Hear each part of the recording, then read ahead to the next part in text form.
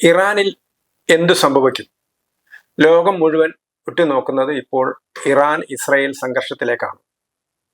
കുറച്ച് ദിവസമായി, 5-6 ദിവസമായി ഇസ്രായേലും ഇറാനും തമ്മിലുള്ള അതിശക്തമായ സംഘർഷം തുടങ്ങിയിട്ട്. ഒരു ഭാഗത്ത് ഇസ്രായേൽ പറയുന്നത് ഇറാനിലെ ഭരണകൂടത്തെ തന്നെ അട്ടിമറിക്കും എന്നുള്ളതാണ്. അതായത് ഇപ്പോഴത്തെ മതഭരണാധികാരി, ഇറാനിലെ പരമാധികാരി ആയത്തുള്ള അലി ഖമേനി, ആ ഖമേനി പോയാൽ ഇറാനിലെ കാര്യങ്ങളൊക്കെ ഭദ്രമാവും എന്നാണ് ഇസ്രായേൽ പറയുന്നത്. ഇസ്രായേൽ പറയുന്നത് ഇറാനിലെ ജനങ്ങളോടല്ല ഞങ്ങളുടെ പ്രതിഷേധം അല്ലെങ്കിൽ ഞങ്ങളുടെ എതിർപ്പ്, ഇറാനിലെ ജനങ്ങളുടെ കൂടെയാണ് ഞങ്ങൾ നിൽക്കുന്നത്. നിങ്ങളുടെ നാട്ടിലെ അടിമത്തം നടത്തുന്ന, നിങ്ങളുടെ നാട്ടിലെ സ്വേച്ഛാധിപത്യ ഭരണകൂടത്തിനെതിരായിട്ടുള്ള ഒരു പോരാട്ടം നിങ്ങൾ നടത്തണം. അപ്പൊ നിങ്ങൾക്ക് വേണ്ടിയാണ് ഞങ്ങൾ നിൽക്കുന്നത് എന്നാണ് ഇസ്രായേൽ പറയുന്നത്. മറുഭാഗത്ത് ഇറാനാണ് പൂർണ്ണമായിട്ടും ഇസ്രായേലിന്റെ ഏറ്റവും സംഘർഷ പ്രദേശമായ ഹമാസ് അല്ലെങ്കിൽ പലസ്തീൻ, ആ പലസ്തീന് ഹമാസിന് വേണ്ട എല്ലാ പിന്തുണയും നൽകുന്നത് ഇറാനാണ്. ഇസ്രായേൽ ബാക്കി ഏതാണ്ട് എല്ലാവരെയും ഒതുക്കി കഴിഞ്ഞു. ഹിസ്ബുള്ളയെ ഒതുക്കി കഴിഞ്ഞു, ഹമാസിനെ ഒതുക്കി കഴിഞ്ഞു, അതേപോലെ തന്നെ യമനിലെ തീവ്രവാദികളെ ഒതുക്കി കഴിഞ്ഞു, ഹൂതി റിബൽസിനെയൊക്കെ ഒതുക്കി കഴിഞ്ഞു. ഇനിയിപ്പോ പൂർണ്ണമായിട്ടും ഇസ്രായേലിന് ഭീഷണിയായിരിക്കുന്നത് ഇറാനാണ്. അപ്പൊ ഇസ്രായേൽ പറയുന്ന കാര്യം, ഇസ്രായേൽ ആണവ രാജ്യമാണ് അല്ലെങ്കിൽ ആണവായുധ കരാറിൽ ഒപ്പിട്ടിരിക്കുന്ന രാജ്യമാണ്, പക്ഷെ അവരത് പാലിക്കുന്നില്ല.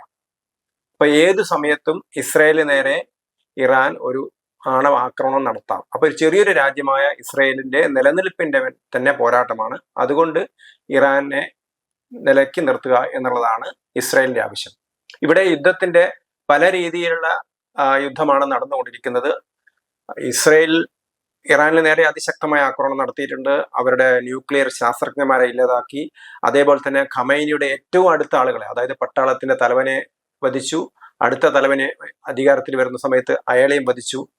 അങ്ങനെ നിരവധി ഖമൈനിയുടെ ചുറ്റുപാടുള്ള ആളുകളൊക്കെ തന്നെ കൊന്നു കഴിഞ്ഞു. അതേസമയത്ത് ഖമൈനി പറയുന്നത് എന്താണ്? ഖമൈനി ഒടുവിലാണെന്ന് പറയുന്നു, പക്ഷെ ഖമൈനി പറയുന്നത് യാതൊരു ദയയും ഇസ്രായേലിനോട് കാണിക്കരുത് എന്നുള്ളതാണ് ഖമൈനി പറയുന്നത്.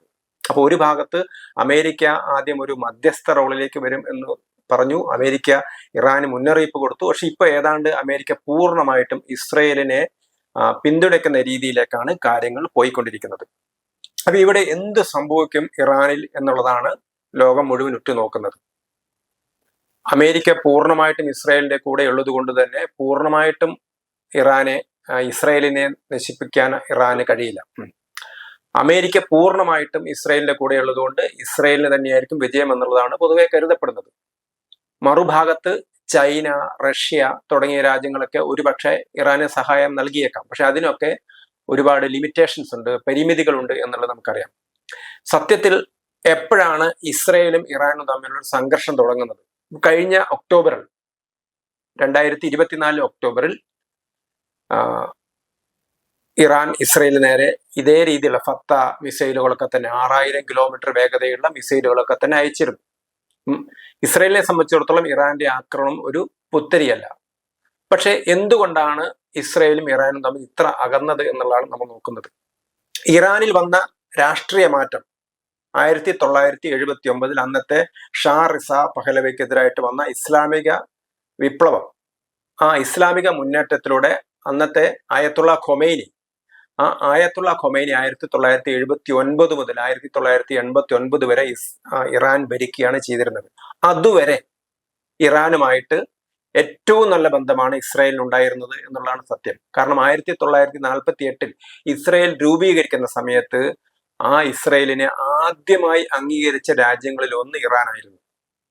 അതിന് ചില പ്രത്യേക കാരണങ്ങളുണ്ട്. കാരണം ഒന്ന്, അറബ് രാജ്യങ്ങളുമായിട്ട് ഇറാൻ അത്ര നല്ല ബന്ധങ്ങളൊന്നുമല്ല ഉണ്ടായിരുന്നില്ല. കാരണം ഇറാൻ ഒരു ഷിയ രാജ്യമാണ്, അറബ് രാജ്യങ്ങളൊക്കെ സുന്നി രാജ്യങ്ങളാണ്. അപ്പം ഈ അറബ് രാജ്യങ്ങളുമായിട്ട് ഇറാന് അത്ര നല്ല ബന്ധങ്ങളല്ല ഉണ്ടായിരുന്നു എന്നുകൊണ്ട് തന്നെ അവര് എന്ത് ചെയ്തു? ഇസ്രായേലുമായിട്ട് അവർ നല്ല രമ്യതയിലാണ് ഉണ്ടായിരുന്നത്. ഇസ്രായേലിലെ സൈന്യമാണ് ഇറാനിലെ സൈന്യത്തെ പരിശീലിപ്പിച്ചത്.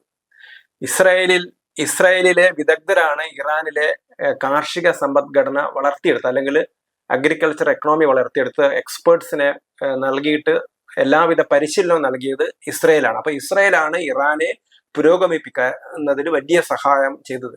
തിരിച്ച് ഇറാൻ ചെയ്തത് ഇറാന്റെ എണ്ണ ഇസ്രായേലിന് കൊടുക്കുന്നു. അപ്പൊ എണ്ണയായിരുന്നു ഇറാന്റെ ഒരു ശക്തി കേന്ദ്രം. മറിച്ച് ആയുധവും അതേപോലെ തന്നെ സാങ്കേതിക വിദ്യയും ഇറാന് ഇസ്രായേൽ കൊടുക്കുന്നു. ഇറാൻ ഇസ്രായേലിന് എന്ത് കൊടുക്കുന്നു? എണ്ണ കൊടുക്കുന്നു. ഇതായിരുന്നു രണ്ട് രാജ്യങ്ങളും തമ്മിലുള്ള ധാരണ. പക്ഷെ 1979 ആ ഷാ ഭരണകൂടത്തെ അട്ടിമറിച്ചുകൊണ്ട് ഇസ്ലാമിക ഭരണം വന്നതോടെയാണ് കാര്യങ്ങൾ മുഴുവൻ അവതാളത്തിലാവുന്നത്. 79 ഇസ്ലാമിക ഭരണകൂടം വന്നതോടുകൂടി ഇറാന്റെ ജനാധിപത്യ സ്വഭാവം, നേരത്തെ തന്നെ ജനാധിപത്യ സ്വഭാവം ഉണ്ടായിരുന്നില്ല, ജനാധിപത്യ സ്വഭാവം തീരെ ഇല്ലാതാവുന്നു. അവിടെ സ്വേച്ഛാധിപത്യ മതഭരണകൂടമാണ് വന്നത്. അവിടെ പട്ടാളത്തെയും ജുഡീഷ്യറിയെയും അതുപോലെ തന്നെ ഇസ്ലാമിക് റവല്യൂഷണറി ഗാർഡ്സിനെയും നിയന്ത്രിക്കുന്നത് ആരാണ്? ഈ മതഭരണാധികാരിയായ ആയത്തുള്ള ഖൊമേനിയാണ്. അപ്പൊ അവിടെ തീരെ ജനാധിപത്യമില്ല. പക്ഷെ ഈ വളരെ സാംസ്കാരികമായ പാരമ്പര്യം ഉണ്ടായിരുന്ന ഒരു രാജ്യമാണ് ഇറാൻ. അപ്പൊ 1979 മുതൽ ഇറാൻ ഒരു മതരാജ്യമായിട്ട് മാറുകയാണ്. അതോടുകൂടിയാണ് അവർ ഇസ്രായേലുമായിട്ട് അകലുന്നത്. അപ്പൊ ഇസ്രായേലുമായിട്ടുള്ള എല്ലാ ബന്ധങ്ങളും അവർ വിച്ഛേദിക്കുകയാണ്, ഇസ്രായേലിനെ ശത്രുവായിട്ട് കണക്കാക്കുന്നു. അപ്പൊ ഇതാണ് സംഭവിച്ചത്. അപ്പൊ ഇനി എന്ത് സംഭവിക്കുമെന്നുള്ളതാണ്. കാരണം ഇപ്പൊ തന്നെ വളരെ ജനകീയമായ മുന്നേറ്റം പലതവണ ഇറാനിൽ നടന്നതാണ്.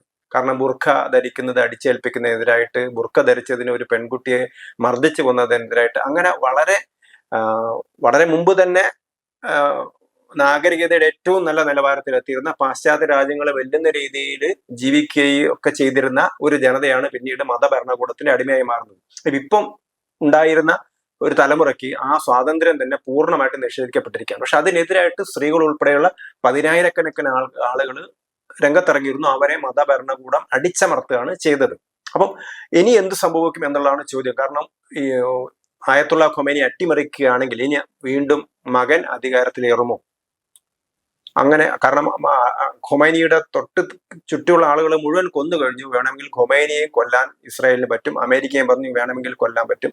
അങ്ങനെ വന്നു കഴിഞ്ഞാൽ വീണ്ടും ഇതേ രീതിയിലുള്ള ഒരു ഭരണം തുടരുമോ, അല്ലൊരു പോപ്പുലർ അപ്രൈസ് ഉണ്ടാകുമോ എന്നുള്ളതാണ് ഒരു വിഷയം. അങ്ങനെ ഒരു രണ്ടാമത്തെ ഒരു ജനകീയ മുന്നേറ്റത്തിലാണ് ഇസ്രായേൽ ആഗ്രഹിക്കുന്നത്. പക്ഷെ അത് നടക്കുമോ എന്നുള്ളത് പറയാൻ പറ്റില്ല. അതാണ് ഇപ്പം ഇസ്രായേലിൽ നടക്കാൻ പോകുന്നത്. എന്ത് സംഭവിക്കുമെന്ന് ജനങ്ങൾ അല്ലെങ്കിൽ ലോകം മുഴുവൻ ശ്രദ്ധിക്കുന്നത്. ഒന്ന്, ഇതേ രീതിയിൽ തുടർച്ച ഭരണം, ഇസ്ലാമിക ഭരണം തന്നെ വരുമോ, അല്ല ഒരു ജനകീയ ഭരണം വരുമോ? ആ ജനകീയ ഭരണം വരാനാണ് ഇസ്രായേൽ ശ്രമിക്കുന്നത്. ഇപ്പൊ തന്നെ നേരത്തെ റഫ്സൻജാനി എന്ന് പറയുന്ന പ്രസിഡന്റിന്റെ മകൾ തന്നെ ഇപ്പൊ തന്നെ പറഞ്ഞിരിക്കുന്നു, നമ്മൾ എന്തുകൊണ്ട് ഇസ്രായേലിനെ എതിർക്കണം? മുസ്ലിം വിഷയം നമ്മൾ നോക്കേണ്ട കാര്യമില്ല. കാരണം നമ്മൾ ചൈനയായിട്ട് നല്ല സൗഹൃദത്തിലാണ്, റഷ്യയായിട്ട് നല്ല സൗഹൃദത്തിലാണ്. പക്ഷെ ചൈന യൂഗർ മുസ്ലിങ്ങളെ അടിച്ചമർത്തുകയാണ്, റഷ്യയും അതേപോലെ തന്നെ അവിടുത്തെ മുസ്ലിങ്ങളെ അടിച്ചമർത്തുകയാണ്. അത് ലോകത്തിന് മുഴുവൻ അറിയാവുന്നതാണ്.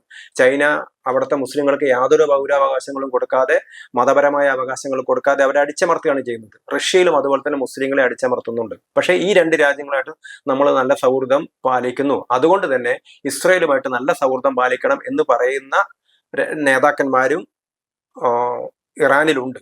അതുകൊണ്ട് തന്നെ ഒരു ഇസ്രായേൽ അനുകൂലമായ അല്ലെങ്കിൽ ഇസ്രായേലിനോട് എതിർപ്പില്ലാത്ത ഒരു ഭരണകൂടം, അതായത് ഏതൊരു രാജ്യത്തെയാണോ ഇസ്രായേൽ സാങ്കേതികമായി സഹായിച്ചത്, ഏതൊരു രാജ്യത്തെയാണോ സൈനികവൽക്കരിക്കാൻ ഇസ്രായേൽ സഹായിച്ചത്, അങ്ങനെ ഒരു രാജ്യം പഴയൊരു ഇറാൻ പുനഃസ്ഥാപിക്കാൻ പറ്റുമോ എന്നാണ് ആര് നോക്കുന്നത്? ഇസ്രായേൽ നോക്കുന്നത്. മറുഭാഗത്ത് ഇനി അഥവാ യുദ്ധത്തിൽ പരാജയപ്പെട്ടാൽ പോലും ഒരു ഇസ്ലാമിക ഭരണം തന്നെ തുടരുമോ എന്നുള്ളതാണ് മറ്റൊരു ചോദ്യം. ഇതാണ് ലോകം മുഴുവൻ ഉറ്റുനോക്കുന്നത്. ഇറാനിൽ എന്ത് സംഭവിക്കും?